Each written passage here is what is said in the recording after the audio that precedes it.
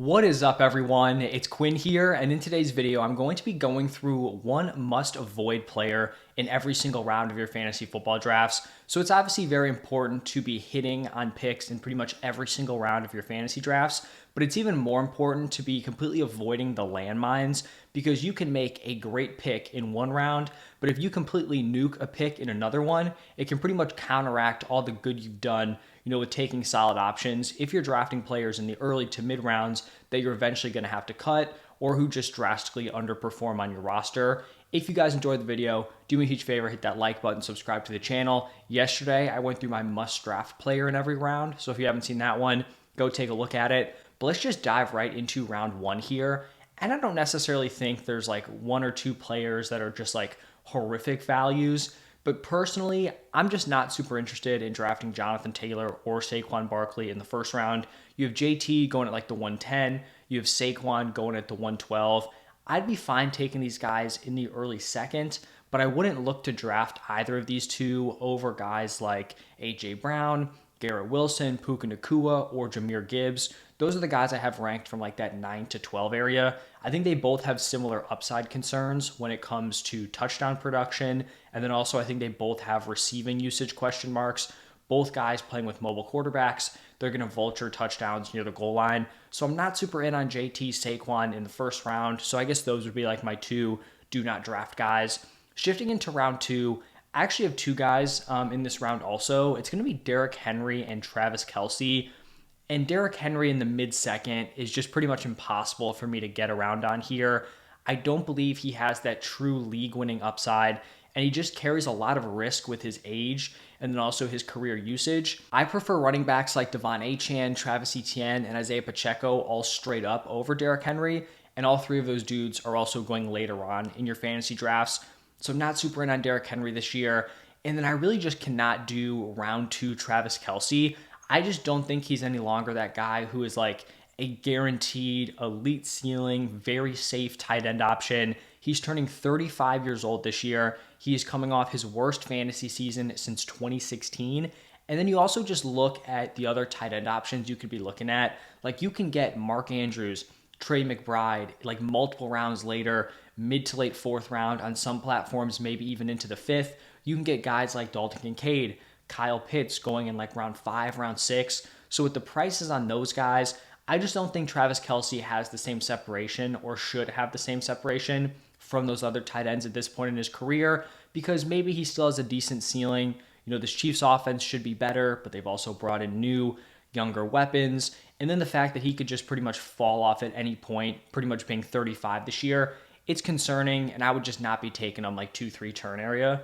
Now pivoting into round 3, actually kind of surprised at any wide receivers on this list because normally I am kind of pushing wide receivers up, but I just cannot get around on round 3 Michael Pittman.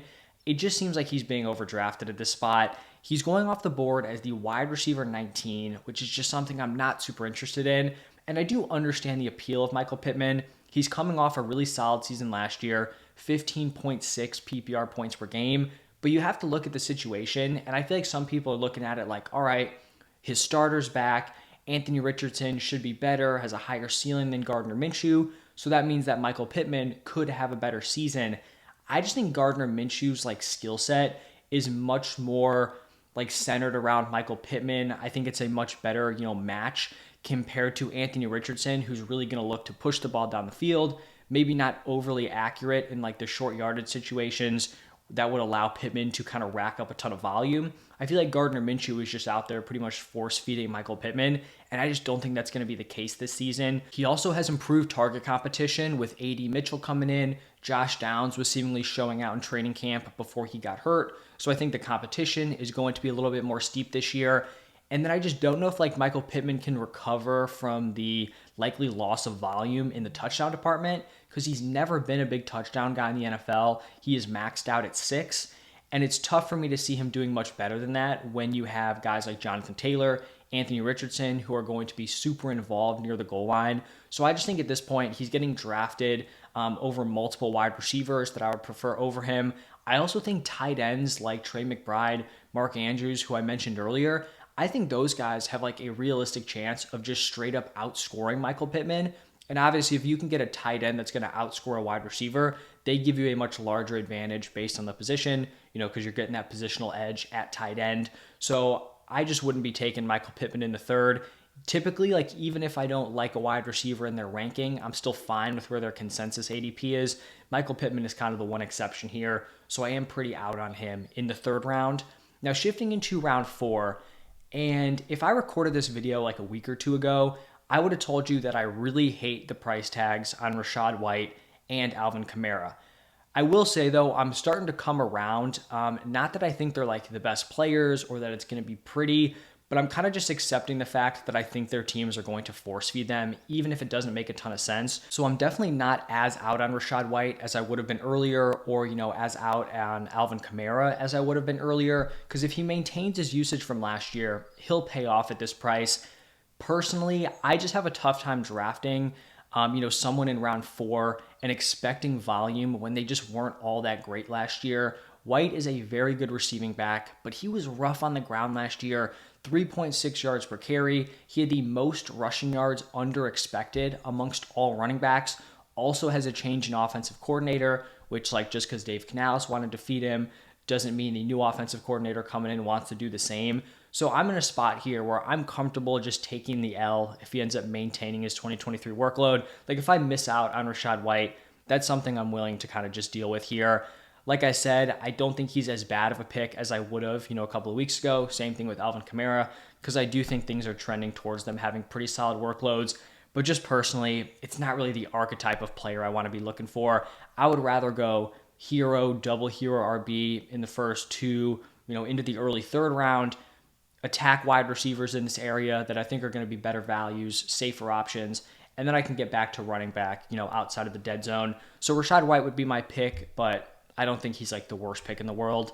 Now looking at round 5, this might be a little controversial, but my least favorite pick here is George Kittle. And this is definitely not like anti-Kittle the player. It's just his current situation here with the 49ers. I will say that if Ayuk gets traded, I'd be totally fine drafting George Kittle in the 5th. But right now, I'd probably lean towards Brandon Ayuk staying here in San Francisco. And I just don't love that situation here for Kittle. Kittle's point per game number for fantasy has dropped every single season since 2018. So I think 2017 was his rookie year. 2018, he had a breakout, like 16 points per game. Since then, every single year that point per game number has dropped. And I'm not saying it's like his fault. It's just very difficult to have that upside when you're competing for touches with Christian McCaffrey, Deebo Samuel, Brandon Ayuk, and I just can't rationalize drafting him in the same round as Dalton Kincaid, who has the opportunity to be Josh Allen's, number 1 target. I also cannot draft him over Kyle Pitts, who, is proven, talented young player. I know he hasn't hit for fantasy yet, but he's in a massive situation improvement to be Kirk Cousins' number 2 target. So those are guys where they're going in the same round.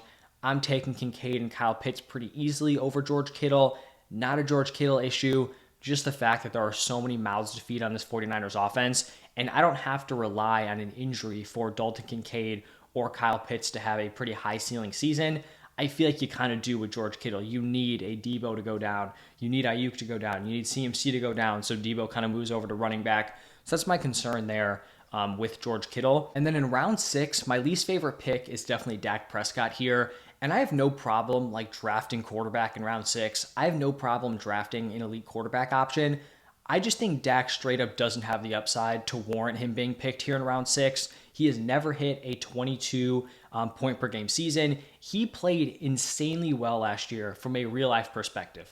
Truly a great season out of Dak. And he still didn't hit 21 points per game. And it's just because he doesn't have that rushing upside. I'm fine taking Dak round 8, round 9, but with how stacked the quarterback position is this year, you're going to have quality options in the early, mid rounds, into the late rounds. There's just no reason to reach and draft a guy like Dak Prescott here in round 6. I will say, I also really dislike Joe Burrow in this round, who I think is going early 6th. That's also crazy. I think they're only separated by a few spots in my personal rankings, which are in the description if you guys do want them. So Dak, just not super in on it. I'd be fine with Kyler in the 6th because I think he has some more upside, but Dak, definitely not someone I'm looking at here in round 6. Now looking at round 7, my least favorite player here is Tony Pollard. And pretty much based on what we've seen throughout the preseason and then also comments from the Titans coaching staff, it really does look like we are headed for a 50-50 committee here between Tony Pollard and Tajay Spears. This Titans offense is not projected to be a good one, and drafting like half of that backfield in round 7 just doesn't seem worth it to me. And I also think like you can get Tajay Spears a round or more later on most platforms. So if it's going to be close to a 50-50 split, why am I reaching for Tony Pollard? I just prefer other running backs straight up over Pollard at this point in drafts. And I think also when you're looking at like the trajectories of these two guys in the committee, Tajay Spears and Tony Pollard, if they're starting the season 50-50, I would rather bet on like the second year guy carving out a larger workload compared to the aging running back who's coming off a season where his efficiency tanked. So if one of these guys were to kind of pull away, I feel like I would give the edge to Tajay Spears in that department. So Tony Pollard, round 7, just cannot get with it. Now pivoting into round 8, my least favorite pick is going to be Brock Purdy. And I feel like this is a pretty similar argument to Dak. Like I'm not completely out on Purdy. I don't hate him for fantasy, but he's just not bringing enough upside here to draft him in round 8. On an offense with CMC, Debo, Brandon Ayuk, George Kittle, he finished in like the 19 point per game area last year, which isn't bad. Like it might have been a mid-tier QB1 finish in like a down year for quarterbacks, but that's not really giving me, a ton of optimism when it comes to his overall ceiling here. I would much rather draft guys like Caleb Williams or Jane Daniels in like rounds later than this. I would take those guys straight up over Purdy, but they're going a round or two later according to consensus ADP. I would also just rather wait and hit later round options, guys that are falling like Justin Herbert, Trevor Lawrence, who can still give you like that back end QB1 production, but you're obviously not burning an 8th round pick on them. So not in on Brock Purdy here. Then shifting into round 9, I have Austin Eckler. And I feel like Eckler is being pushed up for a couple of reasons. The first one is that he just has name value. He's been an elite fantasy option, so people are still hoping he has some kind of juice. They're hoping for a bounce back from him. But I also think he's in this kind of unique spot that doesn't get talked about a lot. But there are certain players where they're going to be in backfields and they may not be the lead back, but they're going to have a role, right? Austin Eckler is not just a pure handcuff. So people view them as better than handcuffs because, at least they're doing something. Like they don't need an injury to give you any type of production. But I feel like Eckler's in this spot where that specific role he has probably isn't going to be something you ever want to start in your lineup. So the reality is he probably shouldn't be being drafted over those top handcuffs. I think when we're looking at the split here, I expect Eckler to be the receiving back with Brian Robinson getting the bulk of the carries in the goal line work. I just think at this point in their careers, Brian Robinson is the better running back here. And this is going to be on an offense that isn't projected to be very good. You have a mobile quarterback in Jane Daniels, and typically those mobile guys who can run, they aren't checking down to the running back position a ton. So that pass catching role just isn't super interesting for me. And I just don't think it's super likely that that pass catching role turns into something where you're like, yeah, I feel fine throwing that in my RB2 slot, or I feel fine like throwing that in my flex position. So I have Eckler as my running back 43. He's being drafted at consensus at running back 33. So I would take some of the top handcuffs over him. Just not huge on Eckler at this point in his career. Now pivoting into round 10, my do not draft player is going to be Dalton Schultz. And I kind of get why people are in on Schultz this year. He was the tight end 11 in points per game last year. He is attached to CJ Stroud. This should be, a pretty high volume Texans passing attack, but it is very, very tough to have upside at the tight end position if you are not a top 2 target on your team. And Dalton Schultz is likely going to be the 4th target on the Texans, behind Nico Collins, behind Tank Dell, behind Stephon Diggs. And I feel like for Dalton Schultz to pay off here, he's going to have to just go nuclear in the touchdown department. And we look at what he did last year. He scored 5 touchdowns. That was with no Stephon Diggs, and that was with Tank Dell injured for a chunk of the season. So it's just not a bet I want to make in round 10. If I want these like tight ends that are kind of risky, you don't know if they're going to be super playable week to week, I would just rather wait a few rounds and throw a dart on like a Taysom Hill or someone who has like upside to be a top 2 target, a Hunter Henry, a Tyler Conklin, someone like that. And like this isn't for best ball. Like in best ball, if you want to draft Schultz, I get it because you can just take advantage of those touchdown spike weeks. But I feel like you're pretty much just banking on a touchdown every time you play him. And that's not something I would love, especially if you're drafting him in round 10. Like if this was like the later rounds, fine. But Round 10, that's not the type of archetype I'm looking for. And then round 11 is actually going to be another tight end. And this is probably one of my least favorite picks in this entire video. I think in home leagues, Cole Kmet is pretty much undraftable at this point. I was already low on him heading into the preseason for the similar reason I was talking about with Dalton Schultz. I don't want the number 4 target on an offense. He's going to be behind DJ Moore, behind Rome Odunze, behind Keenan Allen. You also have a pass-catching running back in DeAndre Swift. But I've just completely tanked him even more after the preseason usage because it has been very, very alarming. He saw 2 games with the starters in the preseason. In the first one, he was outsnapped by Gerald Everett and had a 63% route participation. In the second one, he played 33% of the snaps and had a 50% route participation. He is not even a full-time player at this point. He is splitting reps with Gerald Everett. He is splitting routes with Gerald Everett. So you're now telling me he's at best like the number 4, number 5 target, and he hasn't even locked down that tight end position. In my opinion, drafting Cole Kmet in round 11 seems like you're just kind of setting that pick on fire. There are much better later tight end options you could look to draft. And then the final round here, round 12, I have 2 quarterbacks. It's Deshaun Watson, Baker Mayfield. And in my opinion, round 12 is just a spot where there's no reason to be drafting either of these guys here. Neither of these two, in my opinion, should be your fantasy quarterback ones.